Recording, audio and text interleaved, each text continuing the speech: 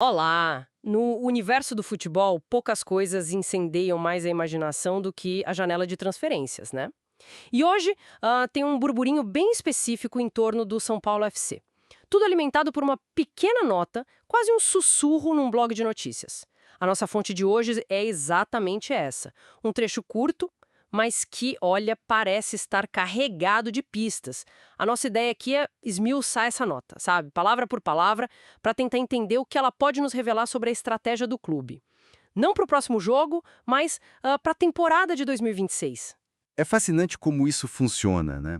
Um rumor de transferência, ele deixa de ser só sobre um jogador e vira um espelho das ambições de um clube. Mobiliza os adeptos, cria debates e, para nós, é como um quebra-cabeças. Cada pecinha, por menor que seja, pode indicar a direção que a gestão está tomando.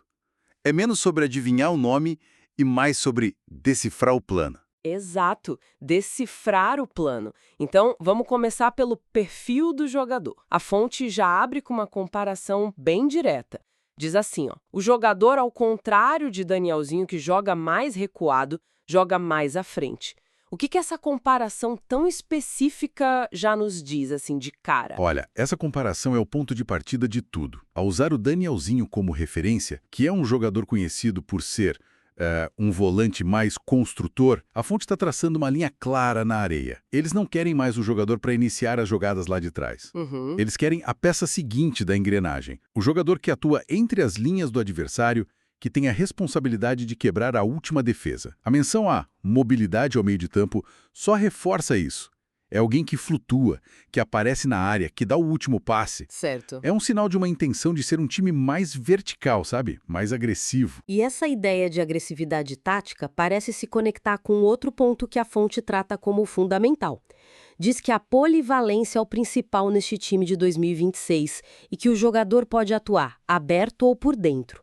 Na prática, para um treinador, o que isso significa? É um luxo ou virou necessidade? Hoje em dia, é quase uma necessidade vital, principalmente para equipes com calendários longos.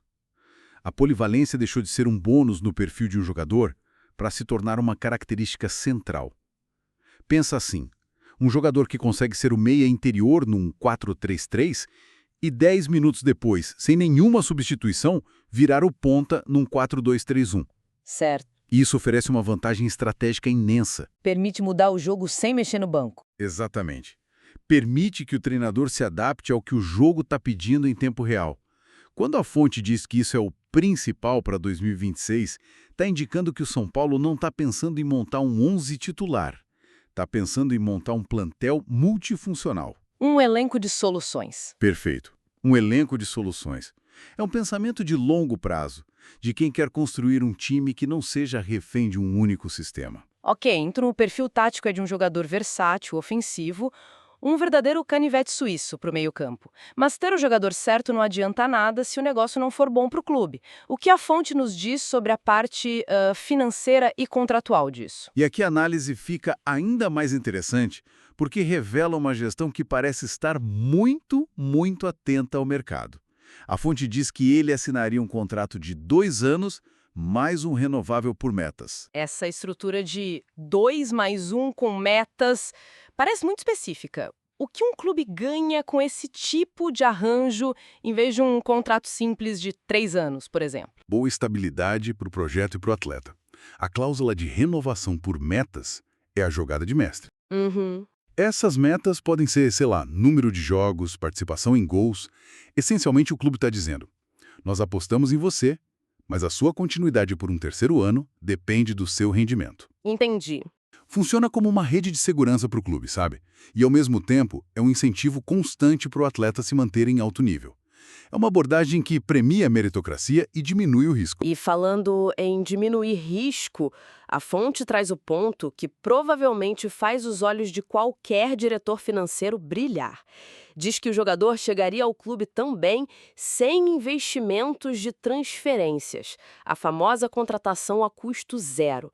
O quão grande é essa vantagem no futebol de hoje? É uma vantagem gigantesca, mas com algumas nuances importantes. Óbvio, não ter de pagar uma taxa de transferência é uma IV enorme para o caixa, liberta capital. No entanto, custo zero, às vezes, é uma faca de dois gumes.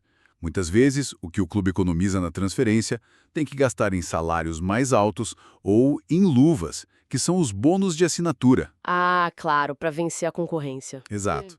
Então não é exatamente de graça. Certo, não é de graça. Exatamente. Mas continua sendo uma operação financeiramente mais controlável. E a fonte dá uma pista sutil que é crucial aqui. O atleta quer vir. No xadrez das negociações, quando o jogador manifesta o desejo de ir para o seu clube, o seu poder de barganha aumenta muito. Entendi. Ajuda a moderar os pedidos salariais, as luvas, porque a vontade do atleta entra na equação. Sugere uma busca por valor, por eficiência, mas também por jogadores comprometidos com o projeto. Bom, já temos o perfil em campo e a estrutura do negócio. Mas para mim, a parte mais reveladora da nota é a que fala da validação interna. O texto é taxativo. O jogador foi avalizado por Crespo, Muricy e está nas mãos de Rui Costa as conversas. O que o aval desses dois nomes juntos significa? Essa frase talvez seja a mais importante de toda a nota. Não é só uma lista de nomes, é um alinhamento de filosofias. Hernan Crespo representa uma visão tática moderna, um futebol propositivo que já deu certo no clube. Ele olha para o jogador e vê o encaixe tático. A função em campo. Isso. Já o Muricy Ramalho, Muricy é a personificação da cultura e da exigência do São Paulo. É o tricampeão brasileiro, o cara que entende o peso daquela camisa. Quando o Muricy dá o aval, significa que ele vê no jogador a mentalidade, a competitividade, o respeito pela instituição, que para ele é inegociável. Ou seja, o jogador passa por dois filtros muito diferentes, o tático e o cultural. Precisamente. Ter o sim dos dois sugere que essa não é uma contratação de oportunidade, ou, o capricho de uma pessoa. É um consenso estratégico dentro do departamento de futebol. E o fato de as conversas estarem nas mãos de Rui Costa, o diretor executivo... Exato. Mostra que já avançou. Exato. Indica que a operação saiu do campo da análise e entrou na fase de execução. É um sinal de que o processo está formalizado. A junção disso tudo pinta o retrato de uma contratação muito bem pensada, coesa. E a fonte ainda adiciona o que parece ser uma checklist final, né? De critérios práticos. Menciona que o jogador já tem alguma rodagem e é sem histórico pesado de lesões. Parece que o clube está tentando fugir de apostas ou de projetos de longo prazo, certo? Sem dúvida. Estão mitigando o risco ao máximo. Alguma rodagem significa que procura um jogador que não vai sentir a pressão de chegar num clube gigante.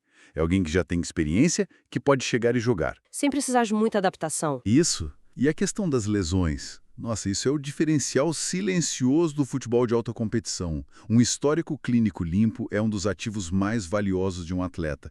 De que adianta um talento incrível se ele passa mais tempo no departamento médico? Ao juntar esses dois pontos, a mensagem é clara. O São Paulo quer construir a base do time de 2026 com pilares de fiabilidade. Quer certezas. E claro, para manter a chama acesa, a nota termina com aquele gancho clássico. Existe a expectativa do nome ser vazado a qualquer momento na mídia. O toque final para garantir que a conversa não morre, né? É a parte do espetáculo. Mantém o tema vivo, gera cliques, alimenta a paixão do torcedor, que, como a gente disse no início, é o grande motor disso tudo. Ok, vamos juntar as peças então. De um único parágrafo, a gente tem um perfil muito claro. Um meio-campista ofensivo, polivalente, que chegaria sem custos com um contrato inteligente, de baixo risco e, talvez o mais importante, com a bênção de figuras que representam tanto o futuro tático quanto a alma histórica do clube. E se a gente dá um passo atrás, o retrato é ainda maior. Isso aponta para um modelo de planejamento a médio e longo prazo, com o alvo em 2026. Um modelo que se apoia num perfil de jogador bem específico, que valoriza a flexibilidade tática. E com a gestão financeira eficiente. Exato. E a ênfase na experiência e na saúde do atleta mostra uma intenção clara de construir um plantel robusto, resiliente. Não é só contratar um jogador, é implementar uma filosofia de recrutamento. O curioso é que, no fim das contas, a gente ainda não sabe o nome do jogador.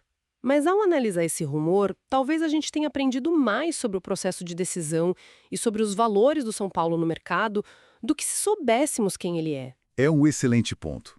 Isso nos leva a uma última reflexão, né? Se esse tipo de estratégia focar em jogadores experientes, versáteis, em fim de contrato e com baixo risco for bem sucedida, O que isso nos diz sobre o futuro do mercado? Numa era em que o dinheiro parece ser cada vez mais escasso para a maioria dos clubes, será que a gente está vendo a consolidação de um novo caminho para o sucesso? Um caminho mais cerebral, mais sustentável e menos dependente de gastos exorbitantes?